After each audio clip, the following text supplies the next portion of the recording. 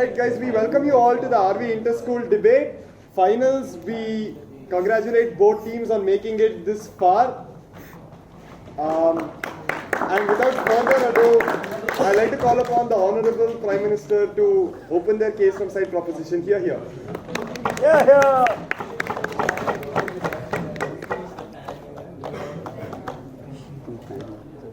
Oh, also on panel, we have Samyukt, Vishwa, Sandesh, Bansal, and myself as chair.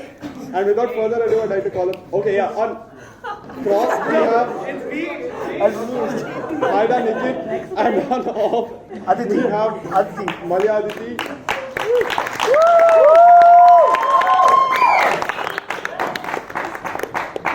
And finally, I'd like to call upon the Prime Minister to open the Best intro ever.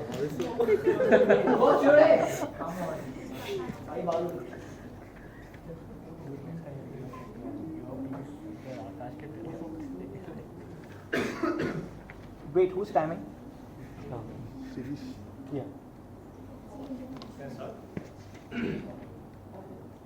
Panel, why do people still want to live in Bangalore? Is it because we were once the garden city but now face problems such as open garbage dumps and sewage lines and overpopulation?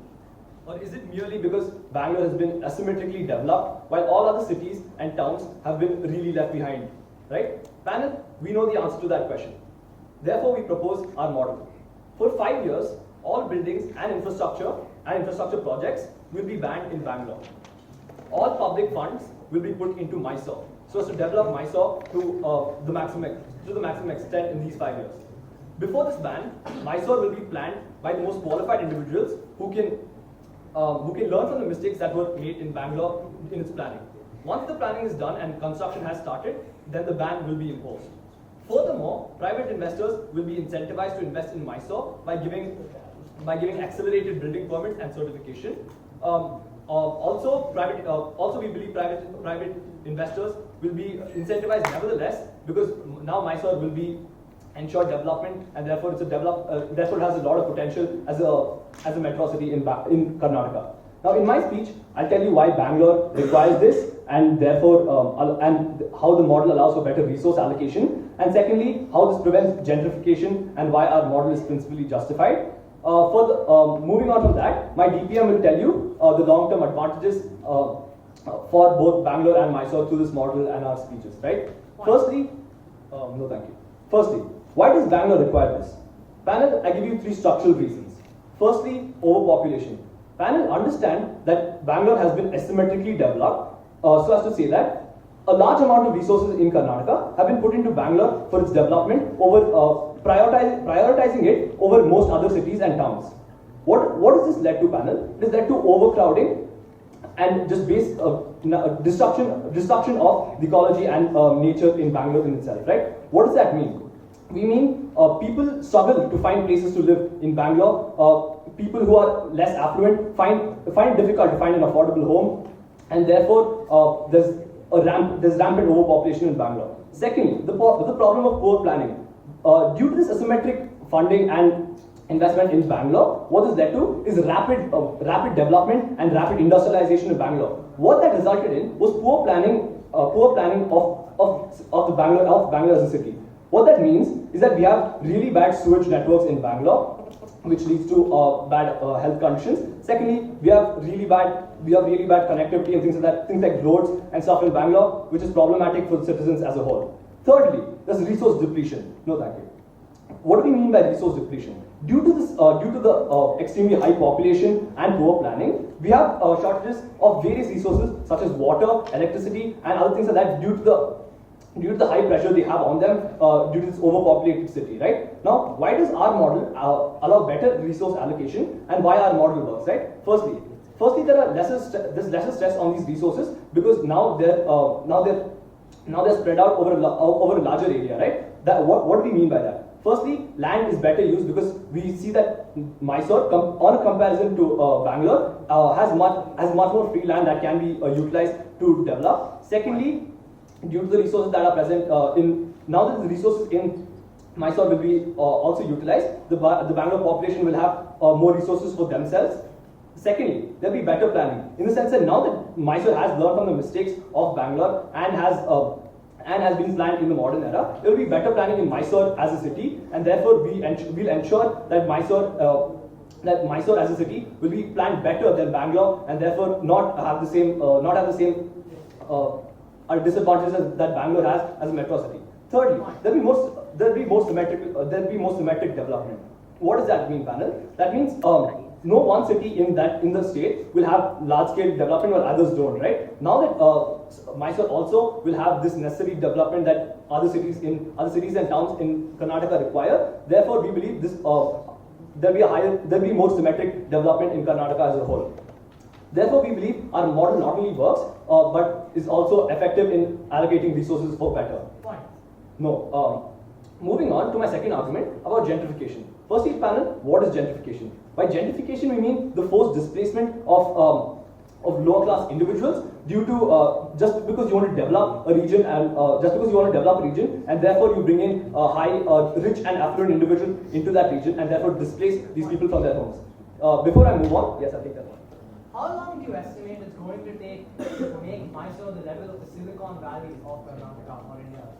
Thank you for that question. So firstly, we chose Mysore as a city because it's already it's developed to a certain extent where it won't be as difficult to develop as take another city such as Hubli or Dharwad. Moreover, because we're allocating all funds to Mysore for this 5-year period, we just need to make sure that after these 5 years, that Mysore will be in a state so as to ensure smooth transition into a city such as Silicon Valley. We're in no way stating that Mysore at the end of five years will be the same as Bangalore, but we're only saying that it will be on the same track as Mysore and therefore eventually end up it will be on the same track as Bangalore and therefore eventually end up as Bangalore in the near future. Coming back to my argument about gentrification. Why is it so rampant in Bangalore?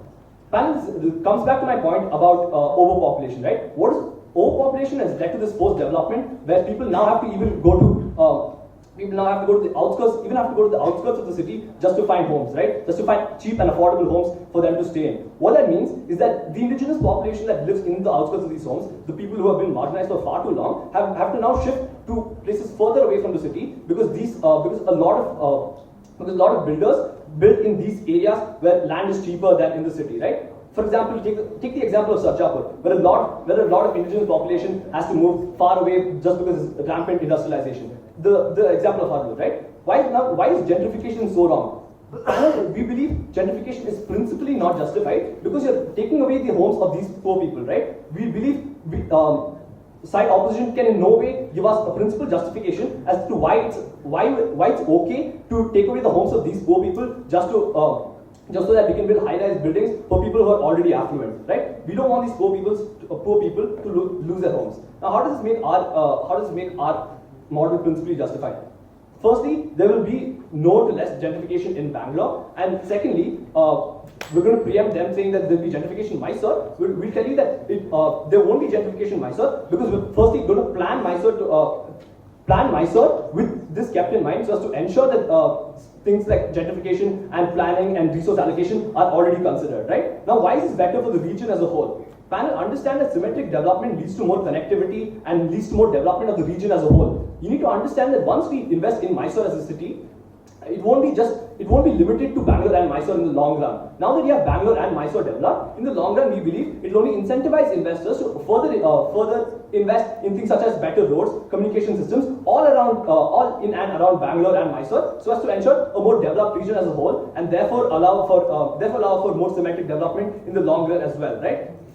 Panel, at the end of the day, we tell you why our model is principally justified and why on our side of the house we're principally justified. Secondly, we give you a brilliant model which tells you why we allocate better resources and why we'll have better planning and we'll ensure that both the people of Mysore and Bangalore have better lives. And therefore, at the end of the day, panel, Nama Uru, Mysuru.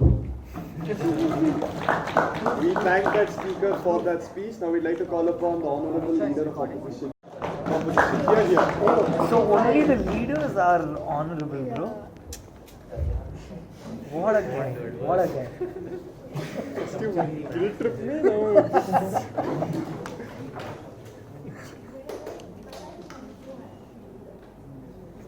I'm looking at you.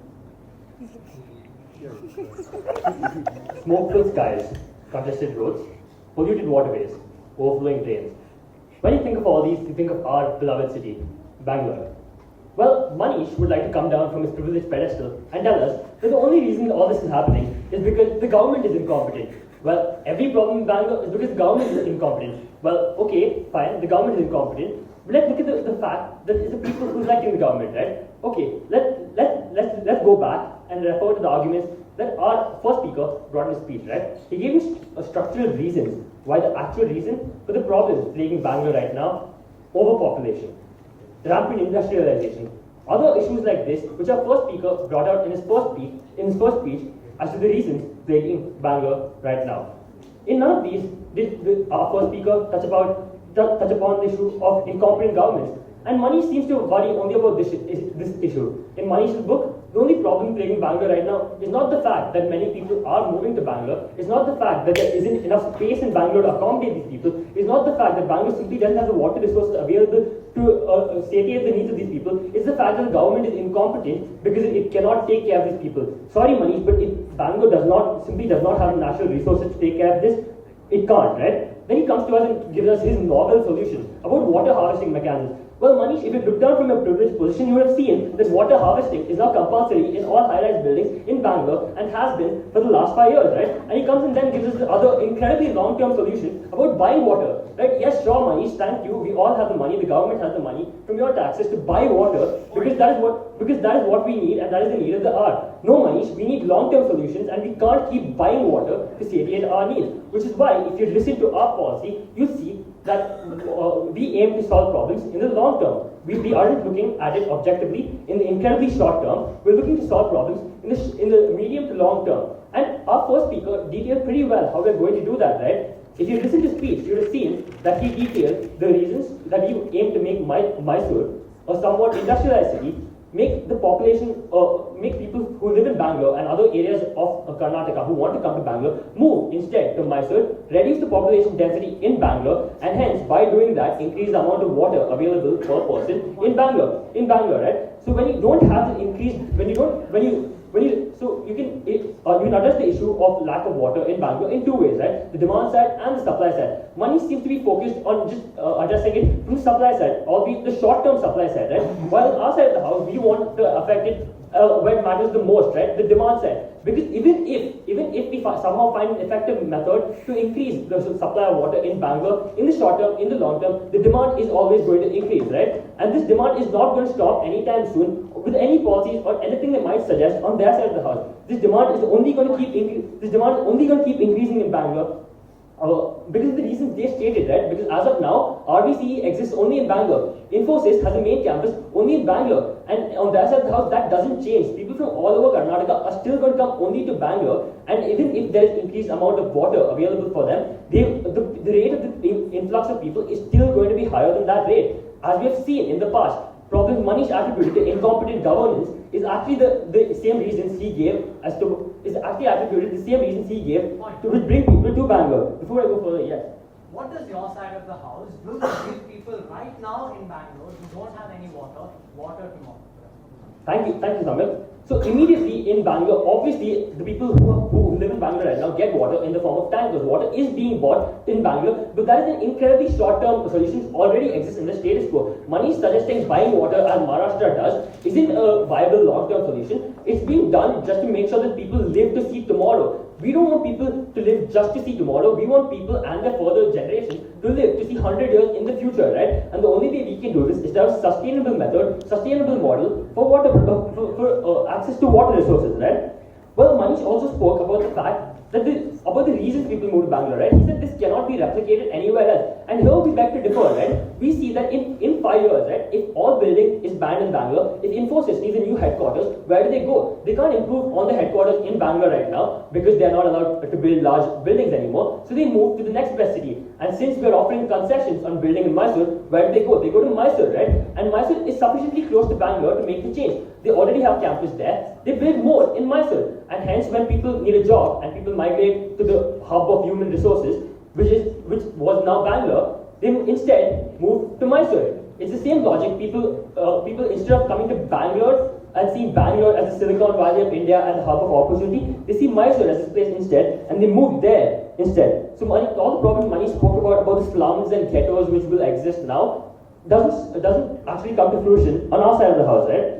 We also spoke about how most people use public transport and how only the privileged kids come to debates in their Audis. Yes, we agree with that. And well, again, if you reduce the problem of overpopulation, all this takes care of itself, right? When you send half the population to another city in Mysore, you make sure that Mysore has adequate public transportation. Bangalore doesn't have a problem of lack of inadequate public transportation. The Bangalore has the problem that the public transport cannot keep up with the demand for the public transport. Once we move people to another city such as Mysore, the number of people in Bangalore who demand the public transportation will reduce, and hence they will be able to find access to public transportation where they need it, right? And hence the poor people who still remain in Bangalore will be able to take whatever mode of transportation they need, right? Moving on to my constructive on the long term, right? So, first of all, why exactly did we choose Mysore? First of all, like as we already mentioned, it's particularly close to Bangalore, right? It isn't too far for many people to make the move in the first place. It isn't too far for companies to set up a satellite office in the first place, and people can commute between the two places if they have to. Second, they have a relatively smaller population which still aren't underdeveloped, right? It's a city, they have basic infrastructure, but they are open to more. Manish also brought up the point about, oh look, the incompetent government which designed Bangalore, what makes it so sure that they're not going to make the same mistakes in Mysore? We already stipulated that Mysore will be planned in an organized manner and will expect this influx of population. That is the biggest difference here, right? Bangalore, when it was planned how many ever years back as a summer retreat for the Britishers, they never expected it to become the city it is now. Places like Jayanagar, if you look at it, are incredibly well planned. Areas like that, they still have amenities, they have parks, they have open air spaces. The only problem is the new Bangalore, right? Areas like Indiranagar, areas like HSR there, all these areas which have developed recently in an unplanned manner only because of this increased population. We can't attribute all this to government apathy. It's mostly due to overpopulation, right?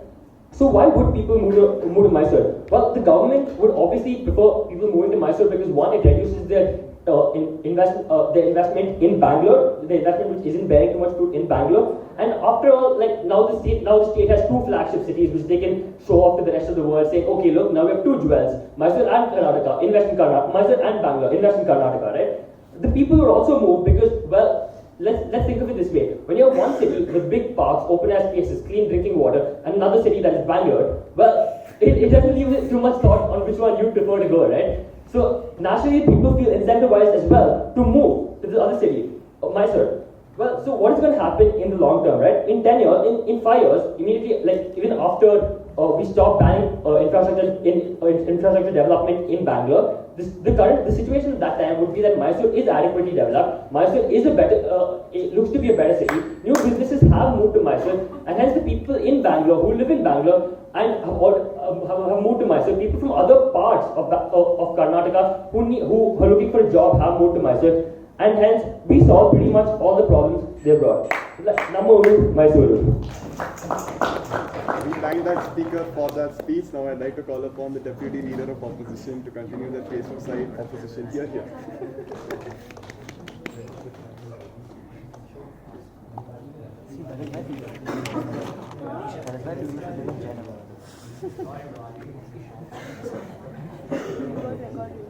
That's okay. We should ask. We'd like to call upon Dr. and also kindly tell us who we should face. You called. Very slyly he called. Looking at you, not looking at him, he called. No. No, I know who Nikhit is, bro. I asked him full details. Very good. He just wanted to be a suspense forever. No, ask him. Oh, if you like stuff like this, you understand? October. October, the month. It's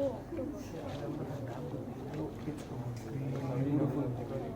But I'm telling you, it's like slow romantic movie.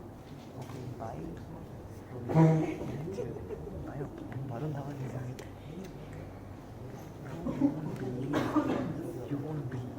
With the permission of the chair, panel, here's my side proposition has already lost its debate, right? They came up here and in their first speech didn't even address the key issue of the debate, right? Which was how to solve the water and infrastructure problem in Bangalore. All that their side does is runs away by the problem by shifting all the problems to Mysore. Like I'll prove to you in my speech, right? They are the side that fixes the city. They're the side that ruins two cities, right? And that's why we believe that we take this debate, right?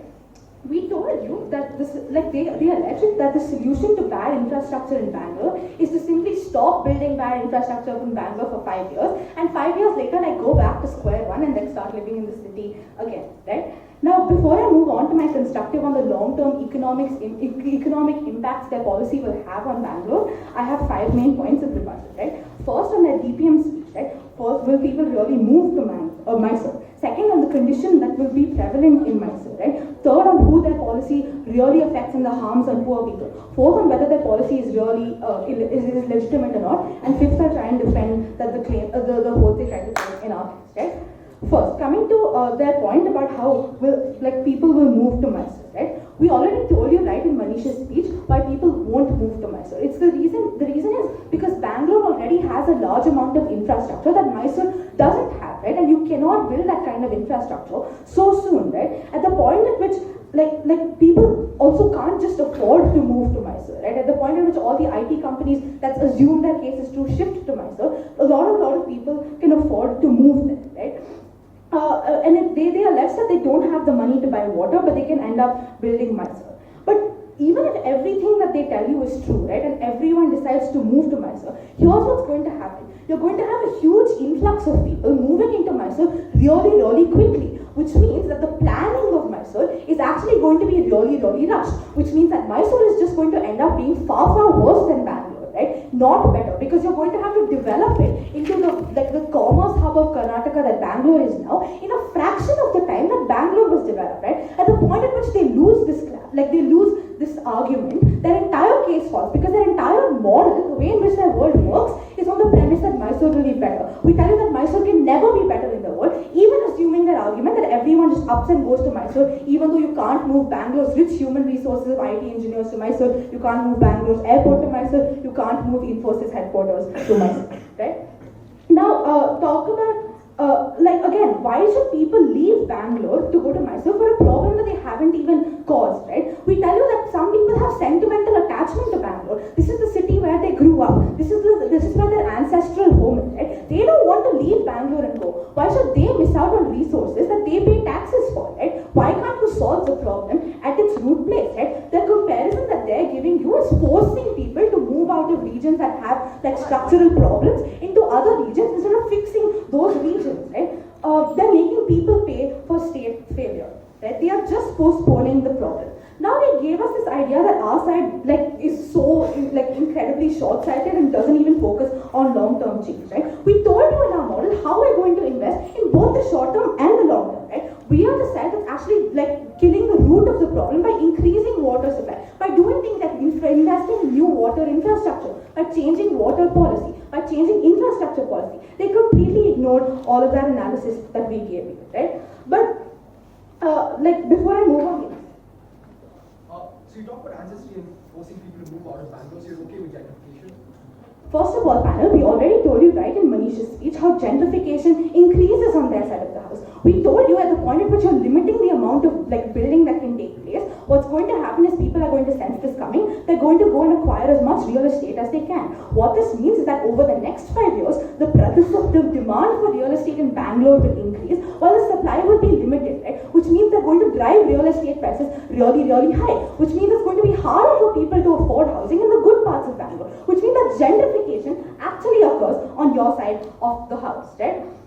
Now, coming to the parts of our case, right? First of all, let's look at why people are still going to come to Bangalore, right? Manish already told you that institutions like RBCE are still here, right? If you want a good engineering education, you're going to come to Bangalore because you can't build RBCE in Mysore in 1 or 2 years, right? But secondly, these people are coming in from rural areas that have really low awareness. They don't even know that Bangalore is in this state, right? They don't even know that Mysore is the new place they're going to go to. The narrative of Bangalore being the city of jobs and the city of hope isn't actually going to change, right?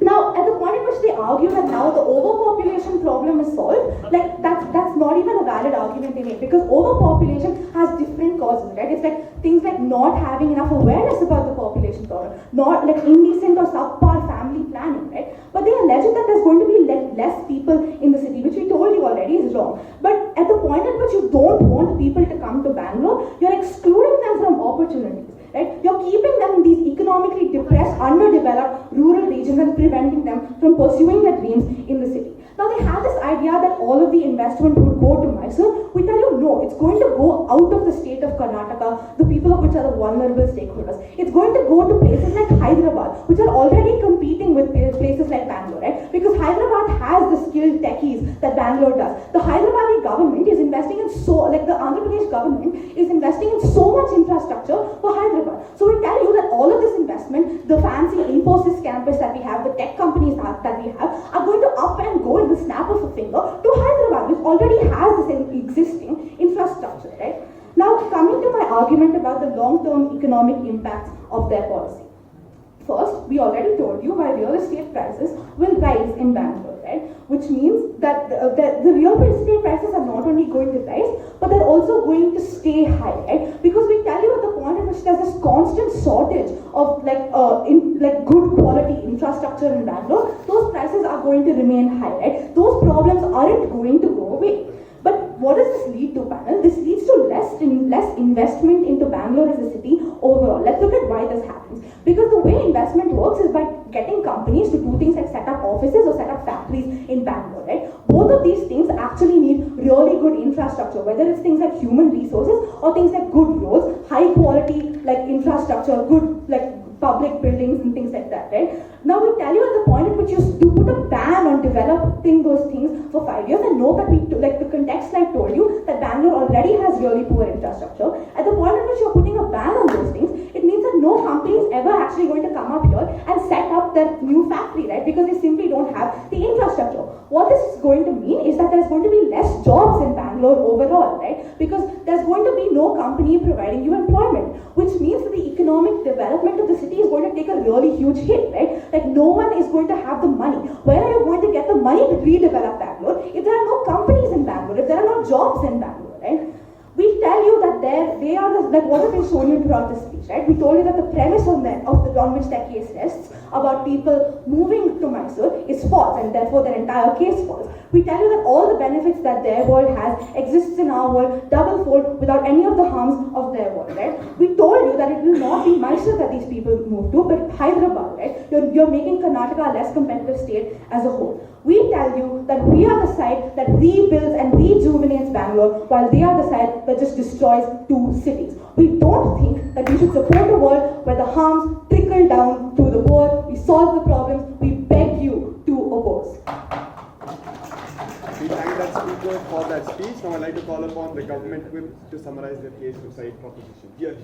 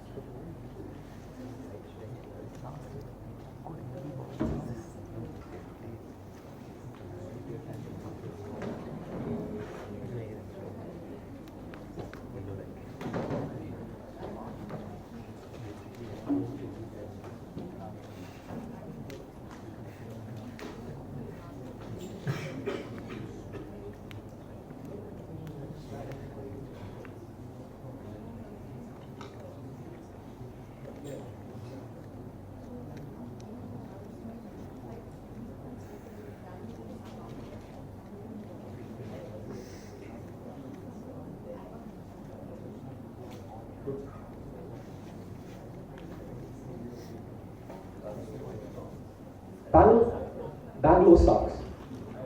My father works day and night as a techie in a city where a place that's 2 kilometers away takes 2 hours to reach. It's not because the people of Bangalore are bad or workaholics, or that, as Manish says, our government is incompetent, or that the city is inhospitable or unlivable. It's just that in the long run, on a structural level, not imposing a 5-year ban, something that they don't engage with whatsoever, not imposing a 5-year ban leaves Bangalore better off, leaves the present inhabitants better off, and literally gives future inhabitants a better place to live in, right? We don't want to degrade the reputation of a city that once was great and now is not so great anymore, right? We don't want Bangalore to get to the position of Chennai, where an aggressive urbanization policy leads to worse societal outcomes on the long run, and the mass majority of the population there barely have water to drink from filters, right? The point of this debate, however, is not just about whether Bangalore's economy is going to be better off or how we're going to benefit Bangalore's water issue. It's also about whether stripping local inhabitants and civilians, as Sanjna characterizes, right, the people who already live in these cities, the people who don't want to move away from the cities, the debate's also about whether stripping these same inhabitants of basic living conditions and standards of life, which we have proved is aggressively going to happen when you pursue this policy of urbanization, when you pursue this policy of constructing new high-rise buildings and new infrastructure projects. We question whether stripping these inhabitants and civilians of their standards of life is okay if we go with the trade-off that they propose on their side of the house. But let's notice here, panel, right, and don't let them fool you. They don't actually tell you why it's not a viable alternative to go to Mysore anyway, and why shared economic growth is not beneficial to Karnataka as a whole. Keep in mind, right, panel, that this debate is about Karnataka as a whole, and not just privileged individuals in Bangalore, right? This house, being the Karnataka government, we're looking for broad societal impact, and they don't actually tell you how the shared economic growth that is going to result from having a few high-rise buildings and infrastructure projects within Mysore is going to be detrimental to their case, right? We also think, right, that it's ridiculous that Manish defines the motion as simply a motion about a water issue, right? First we thought it was ridiculous, but then we thought about it a bit more, and we realized it's actually incredibly convenient for Manish to make that the case, right? Because for Manish to make the case about making the water issue better, he's literally telling you that, you know what, we are going to go ahead with our plan of constructing high-rise buildings and infrastructure projects wherever we damn please, and now it's suddenly our job on this side of the house to fix the water issue after their side makes it aggressively worse, right? Their argument is restrictive and it reeks of privilege. Considering their school is closer to Mysore than Bangalore anyway, we should probably move them there too for the sake of humanity, and the rich and privileged who they hate can aggressively benefit on their side of the house. 3 questions in this debate. 1. Does the necessity of infrastructure and places of habitation within Bangalore outweigh a resident's right to livability? 2. Which side of the house leaves Bangalore better off? And 3. In which side are solutions more practical or productive? On the first flash of necessity of infrastructure outweighing a resident's right to livability, right? And we think this is an absurdly obvious flash to answer and something they don't engage with whatsoever, right? This is a problem that we see throughout their case panel. They tell you about the water issue, they offer a lot of viable solutions, which we've proven are not so viable anyway, but let's say they're viable. Let's say we accept everything that they propose on their side of the house. They still don't tell you why we can't implement that anyway without implementing those high-rise buildings, without constructing those huge infrastructure projects, right? They don't tell you how those things actually make the water availability issue worse and the water scarcity issue worse, right? They talk about construction, rainwater harvesting, and all these things, right? And we asked them in the first speech about if solving the water crisis was that easy, why hasn't it been done already? And Manish responds with a ridiculous argument that it's our burden to do it, right? Which doesn't make sense whatsoever, right, panel? Because what we're asking and what the point of this debate is about is not just how do we conserve water. If that was the motion would have been this house believes that water should be conserved, or this house believes that Bangalore doesn't conserve water anyway. The question is weighing an infrastructure project versus the water issue within Bangalore and proving how one disproportionately affects and disadvantages the other, right? If he doesn't actually offer you solutions for why solving the water crisis today work, it's because he actually doesn't have any, right? It's because he doesn't have any engagement about how the water crisis has been adversely impacted by all the urbanization that's been taking place in Bangalore, and how the incompetent government that he talks about, the incompetent government that he characterizes this whole debate on, is the same incompetent government that is going to implement these policies to solve the water issue. Is the same incompetent government that's actually going to have to fix these societal problems in the first place. He says that the government is only involved in urbanizing Mysore. No, the government is also involved in the water issue. Especially the Bangalore municipal corporations are way more involved in the water issue than they would be in urbanizing Mysore anyway, right? They talk about people disincentivizing people from coming to Bangalore in the long run, something that Sanjna brings up, right? We think that's ridiculous, because in the long run, if you have no drinking water and no places to stay, and literally a place that we call a concrete jungle, then you're actually disincentivizing people in the long run from coming to Bangalore, even though within a couple of years or within the next 2 years, there may be less people coming in due to what we plan in Mysore, right? And we think that what they tell you about how the rich and privileged are the only people getting water in society today, we think that's incredibly problematic and contradictory on their side and concedes their entire case, right? They tell you that the rich and privileged are the only people that get water, they want to change that, Yet panel, they want to disproportionately benefit those same people by constructing high-rise buildings and infrastructure projects, whereas those people take away from the resources of the people living in those areas. Keep in mind that high-rise buildings don't just pop out of nowhere, panel, right? They require land, and most of the time that land is places where inhabitants previously stayed, or land that's essential to the cultural diaspora of the country, right? Something they don't address whatsoever. They think that these high-rise buildings are just going to up and arrive, right? Their argument is largely economic and not practical whatsoever. On the question of which side of the house leaves Bangalore better off, right? The point is, right, that long entrenched resource planning issues are never going to be resolved if you have more construction as a solution to excessive construction, right? What we tell you on our side of the house is that we propose an alternative because we've seen Bangalore and we've seen that these plans are not going to work in Bangalore within the current society dynamic. If the society dynamic changes drastically, if the society dynamic changes drastically, we're willing to accept their case, right? But when these long entrenched resource planning issues have not worked already, we don't think construction is a solution, right? On the score clash of will Mysore be actually what we claim it to be and why it's actually a suitable alternative. But the fact of the matter is, Mysore is not a direct alternative to Bangalore, and this is why they misconstrue our entire case. They think we want Mysore to be the new Bangalore, the new Silicon Valley, the new commerce hub, or whatever buzzwords they invent on their side, even though what they actually do when they go outside the halls of this debate is call it a concrete jungle and a shitty city to live in, right? We think that's incredibly problematic on their side, where they say, no sir. We think that's incredibly problematic on their side, where they think we want Mysore to be the new Silicon Valley, because we actually don't, right? We just want Bangalore to have We just want Bangalore to have a waiting period and the time to adapt and change, right?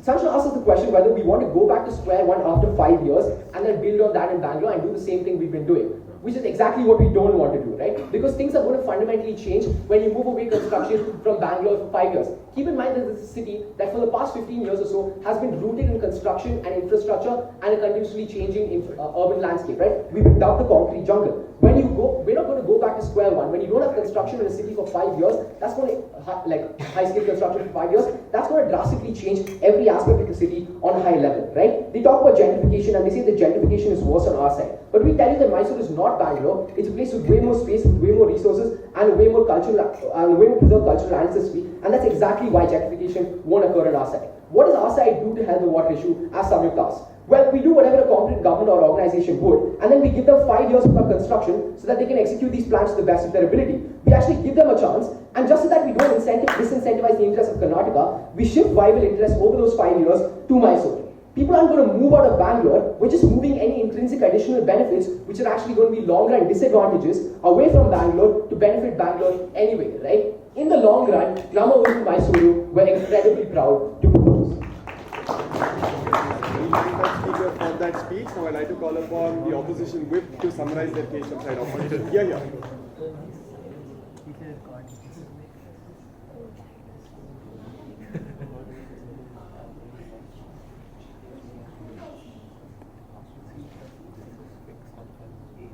Did you call her?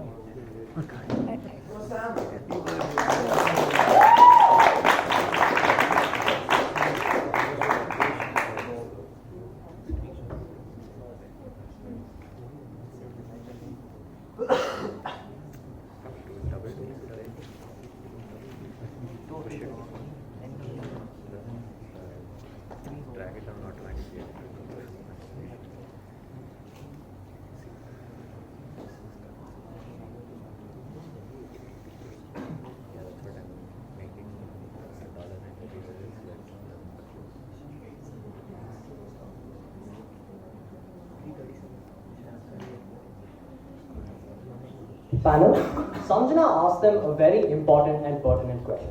Because every one of their benefits was fixated on somehow creating another economic superpower within Karnataka, and therefore was fixated on the feasibility of creating that economic superpower. So when we asked them why companies would wait for the amount of time that it would take them to build all the infrastructure to make Mysore a viable alternative in terms of commerce, they had no answer. In Balu's speech, they said nothing to show you that companies won't just leave to Hyderabad or to any other place in India that has a viable and competitive market right now. Because make no mistake, panel, the kind of time that is going to take for them to make Mysore into the kind of superpower that they want to make it, to actually distribute the kind of resources they want to distribute, it's going to take a while. And in that time, panel, all the investment that they want to talk about from private sources is not going to come at all. Panel, make no mistake, if they can't answer this question in gov reply, right? If they can't tell you why companies are going to stay in Mysore, wait for 15 years for Mysore to have RV College of Engineering Part 2, then they don't win this debate because none of their benefits actually happen. There are three clashes in this debate. First, what is the role of the obligation of the government in this issue regarding water? Secondly, how are the poor affected on either side of the house? And thirdly, what are the long-term economic benefits and what are their relevance? So on the first clash about the obligation of the government in this particular issue, we told you that water is a fundamental human right. And contrary to their beliefs, a lot of places in Bangalore don't get water in status quo. We think this is ridiculous that people have to steal for the basic human right that is water, and the state has failed in its obligation to give them that water at the point at which the only way they want to solve this problem is by harming the poor in the first place, right?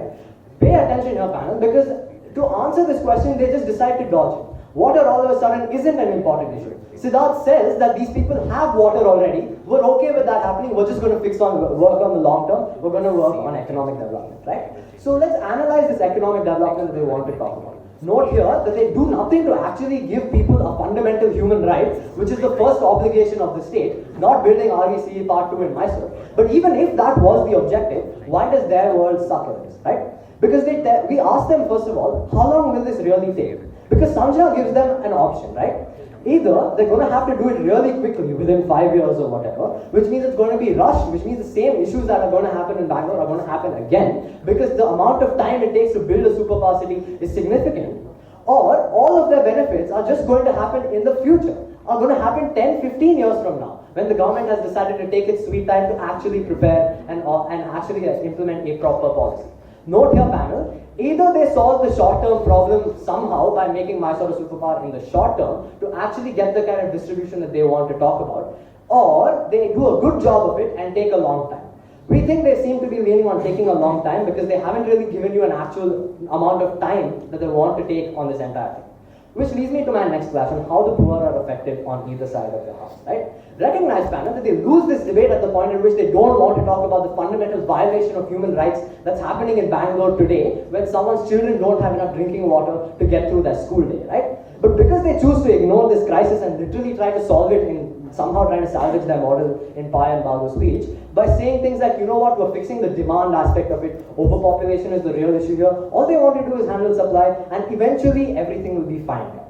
No, panel, we tell you that the issue is right now. Only our side of the house is able to give that child water right now in today's status quo. And we think that's much more valuable than any of the economic benefits they want to talk about in the long term. But note here, panel, we have a long-term solution, right? Our model is extremely comprehensive in that it doesn't just rely on rainwater harvesting, but it implies on things like mandatory pollution taxes for this kind of issue, that prevents companies, the raising of the ecological standard that companies have to meet, that ultimately gives more clean water. We think Israel is a wonderful example where these same policies are implemented and this water issue has been resolved. We brought that to you in our first speech. So don't let them get away with this idea that we'll do nothing in the long term to actually fix the water issue, when we told you in our first speech how we plan on doing that, right?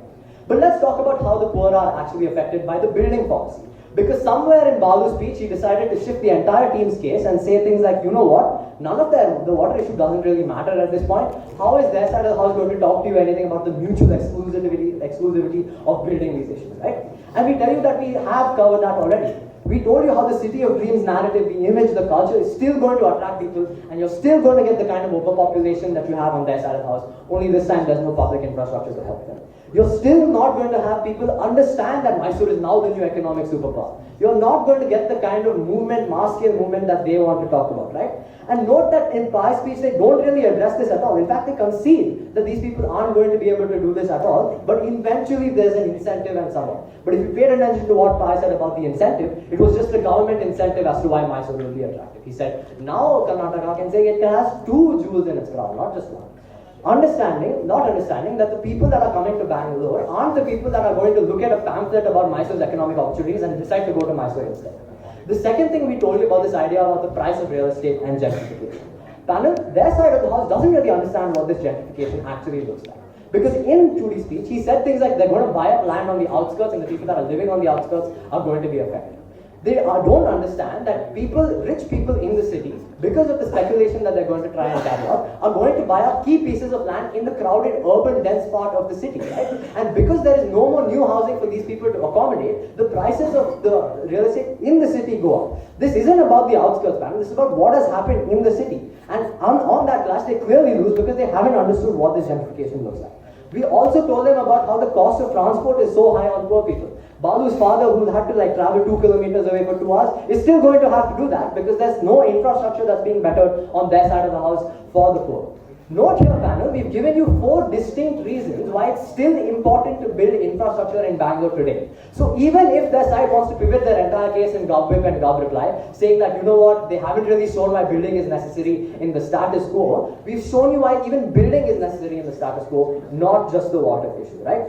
Understand again, as I began, none of the money that they want to talk about actually gets to Bangalore or Mysore. Because private investors aren't just going to sit there with a clock and wait for this kind of change to happen that they wish they would. They're just going to go to the place where they can make more money, and unfortunately for side government, that place is Hyderabad. Which leads me to my third flash about the long-term economic benefits, right? The only thing that side wanted to stand by the end of this is that somehow they would try to fix the overpopulation issue, right? But Sanjna gives you some nuance about the idea of overpopulation. She tells you things like awareness is sometimes often the most important things in these cases. Things like you don't have to have 8 kids so that your family is economically sustainable, and that now in the new era of modernization, you don't have to have that problem of overpopulation solely dependent on the kind of mechanisms that they want to talk about, right? So we think that as it has so we don't really think they understand the issue of overpopulation in the first place. The second thing that we told you about this is we gave you a sustainable source of water. We pointed to the example of Israel where this actually works, and their side of the house said nothing about this. In fact, Balu explicitly says that, you know what, we don't care about water anymore, guys. This fundamental human right is not a priority for us. We just want to try and push this debate on this idea that Mysore is going to be an economic superpower. Which leads me to this idea about Mysore being an economic superpower, right? For the third time in my speech, because they decided to pivot their entire case in government, and I have to respond to this now, the only world in which that Mysore economic superpower thing actually happens is if investment doesn't go from Bangalore to Hyderabad, doesn't go from Bangalore to Chennai. They have not answered Sanjna's question or Manish's question as to why this money will stay in Karnataka or stay in Mysore.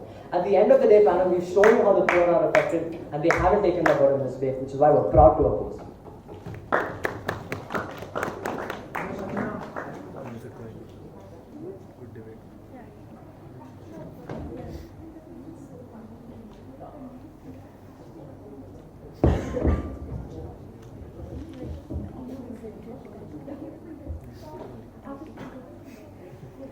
Better than I expected. With the permission of the chair. Panel, realize that side government loses this debate because they fail in fulfilling their burdens itself, right?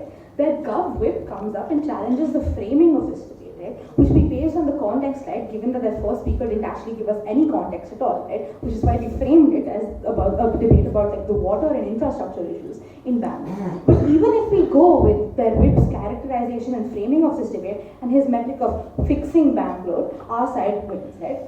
Let's look at the burdens on either side of the house. What was the burden on their side? Their side's burden was to show you that their solution was the best possible way to solve the problem and why all other alternatives fail. And second, because of the model that they took on, why both their cities benefit from this policy. And we think that far from proving this burden, they don't even solve the actual problem at all, right? There were 2 key questions in this debate. First, is it legitimate to make taxpayers pay for state failure, and which side actually fixes Bangalore? Coming to my first question, right? Is it legitimate to make taxpayers pay for state failure? We told you this in our very first speech, right? We told you why it's illegitimate to make people pay for state failure because the government has literally stood back and done nothing while all these problems were taking place in plain sight, right? We told you that people have sentimental attachment to Bangalore, and by forcing people to move, they're breaking up communities, right? We got absolutely no response to a principle from their side at all, right? They haven't told us why it's morally wrong to, why it's morally right to do their policy, right? Especially when we tell you why it's morally wrong, we think we win this clash and it's an important clash in the debate, right? But coming to the second question that most of the debate was actually spent on, right? Which side actually fixes Bangalore, right? We think there were like 5 key sub clashes under this debate, right? First, like their entire case, they had like a bunch of premises, out of which the first was that people will move to Mysore, right? We told you throughout this debate why that won't happen, why people and companies won't move to Mysore. First of all, some people are simply too poor to afford moving to Mysore, right? At the point at which you prevent these people from moving to Mysore, you are actively excluding them from all the benefits that you claim Mysore will have if your word is true, right? We tell you that you should fix the problem at its root.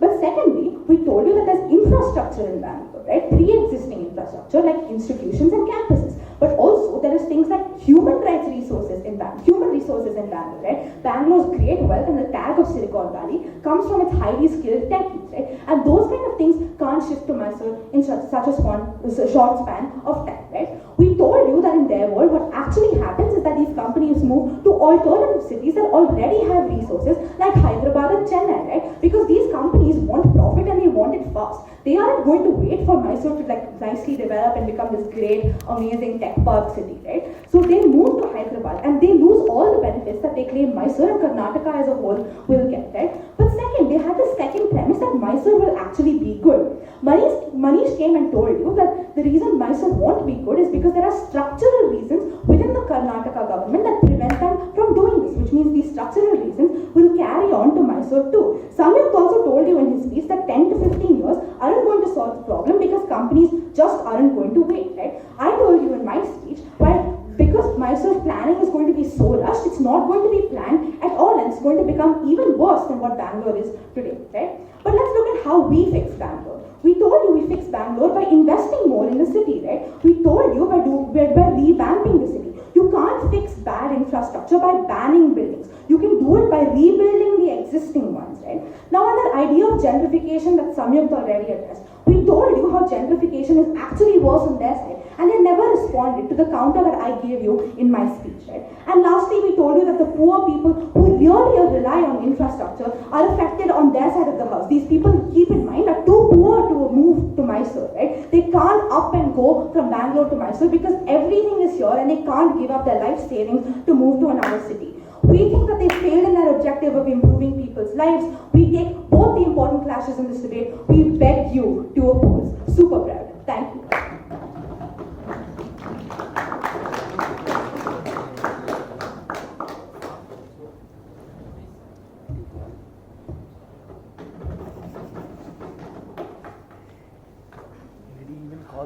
Team Aditi seems to need a new English teacher. Well, they simply fail to understand what the word explicitly and what the word stance seems to mean, right? Because throughout the speeches, what have we been saying? We haven't changed our stance one bit throughout our speeches. In our first speech, we came and told you why Bangalore was unlivable. And when Manish decided to make his stance, oh, the only problem with Bangalore is water scarcity, and you guys aren't dealing with that in particular. Sure, Balu came and told you that water scarcity isn't the main problem, isn't the main problem plaguing Bangalore right now. The problem plaguing Bangalore is a host of things, and our solution aims to address them all. Team Aditi, for some reason, seems to think that's a failure on our part to address water scarcity, when all we're doing is addressing water scarcity in a bucket of issues which we also address, and we aim to address all of these on our side of the house, right? So everything boils down to, again, two main questions, right? Who has a better infrastructure plan for Bangalore, and who's going to force people to leave Bangalore, right? Because, okay, let me address the second question. Who's going to force people to leave Bangalore? If they listen to our stance at all, they listen to any of our speeches, they realize we aren't forcing people to leave Bangalore. Bangalore is still going to be the Bangalore it is. The only thing that's going to happen is that no large construction is going to be allowed in Bangalore, right? What does that mean? It means that new organizations, new people who want to move to Bangalore will not be allowed to. These people have no choice but to go to this other country. No one is being thrown out of the other city. No one is being thrown out of Bangalore. And what I said in my speech is that at the point that this other city, Mysore, becomes this green paradise where people want to move to the city voluntarily out of their own free will, they will do so. They seem to mischaracterize the entire speech and made it about poor people being thrown out of the city and made to scramble for shelter in Mysore. But that is not the case we're debating right here. We're debating a case where Bangalore still exists, albeit without the additional infrastructure, but Mysore is being developed as an alternative city, and those who wish to move can move, right? we spoke about the fact when Sanjna came up and told you that, oh look, RV College is not going to be in Mysore, we told you that look, when people move to Mysore, educational institutions will move as well, right? And then she came and told us that no, look, there won't be any awareness about it in the villages. People will still move to Bangalore because Bangalore is Silicon Valley. Sure, Sanjna, awareness is all it takes. We will create awareness campaigns. We will tell people that, okay, look, Mysore is the new Bangalore. If that's all it takes to satiate your demands, sure, okay, we will do that, right? Now, second, what is a better infrastructure plan, right? Let's look at the words on both sides. What have they told us? They've told us that Bangalore exists as it is, right?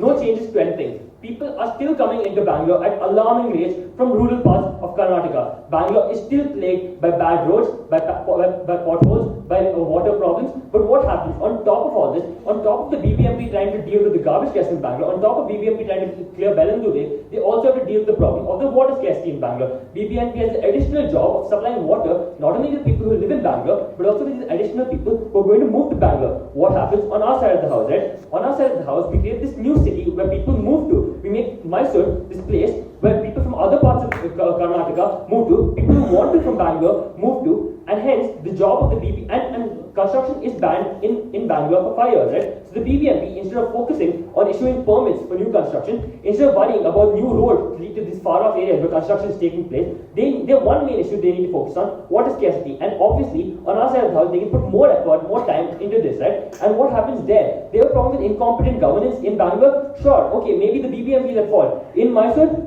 fine, it's a different municipal organization. They can take care of their problems, right? We hope that this team at least has that much courtesy to let these people do what they want to do with their city. And as we already said in our model, we obviously have the best urban planners plan the city, and because we know, we expect this influx of people, we are going to be ready for it, right? So hence, on the clashes, we definitely have a better infrastructure plan. We solve the problem of water scarcity because the BBMP has nothing better to do on our side of the house than deal with this problem.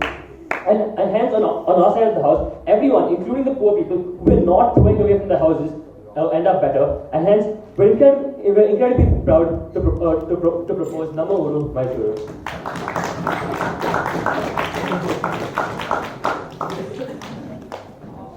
Thank you. We thank both teams for the debate. We invite the teams to cross over and shake hands. Done it.